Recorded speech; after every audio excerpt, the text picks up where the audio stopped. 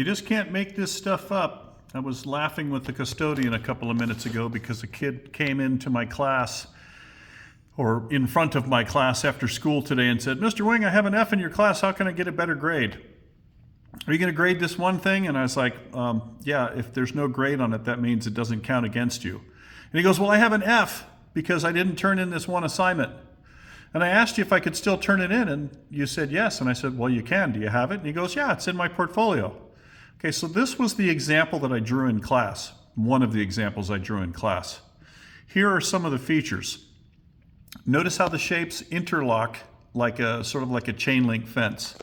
So in some places, it goes behind the shape, and in other places it goes in front of it, so that there's this interlocking feature. The other thing was, I asked them to use the side of their pencil to do a middle gray tone here. And then this drop shadow on the bottom and on the right-hand side. Not only did I demonstrate this in class, but I spent about 2 hours after school one day and redid one, which is what this one is. Hung it up on the wall, took a picture of it, put it on Google Classroom, and said, this is what the expectation is. I don't necessarily need you to have it perfect, but it has to have these features. You need to have dark lines on the finished shapes. I should be able to see the construction lines because we drew it very lightly at first. I asked them not to erase anything because I wanted to see that they actually constructed it.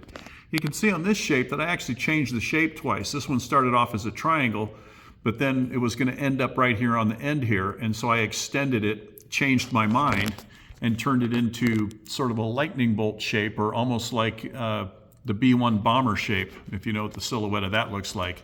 In any event, the point was overlapping shapes, no erasing, so I can see your construction lines. I want to be able to see your mistakes so that I can help you out with your drawing. So while I was doing supervision, he turns it in, and this is what he turned in. And these are the things that I told him or wrote on the back of his page. Your shapes don't, not only do they not overlap, but you didn't even finish the one in here. So they're not really overlapped or interlocked at all. The shapes that he drew go right over the top of every other shape. That was one of the first things that we worked on. So none of his shapes have to actually interlock. They're all one on top of the other. You can kind of see how smooth this is, although since I used the side of my pencil, whatever was underneath it, you can see these white lines because of the construction paper that I was drawing on top of had a bunch of lines on it from drawing on top of it. It created sort of an embossed look. You can really see these white lines. In fact, you can see some writing here. It looks like it says dawn or drawn. In any event, using the side of the pencil. In some places, he did use the side of the pencil, but you can see the difference between the consistency in the tone. This is sort of a middle gray. And then on the side of each of the shapes and underneath, there were these shadows. And again, using the side of the pencil to get a darker shadow. And this is something that took some time to try and figure out how to do. But you can see on this student's, he didn't really use the side of the pencil on most of it, or he used too much of the tip of the pencil.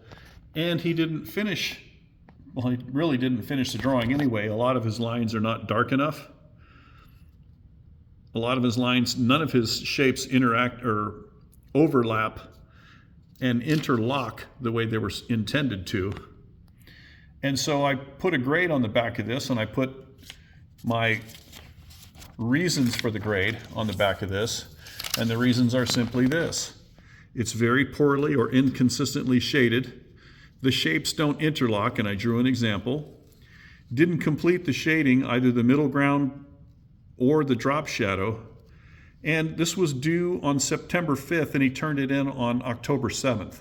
Now, I've told my students that they are able to turn in an assignment all the way up until the end of the semester, but it has to be done well.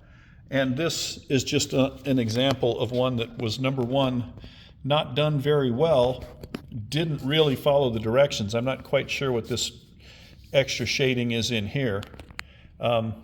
It's not a bad composition necessarily, but there's shapes missing from the side over here.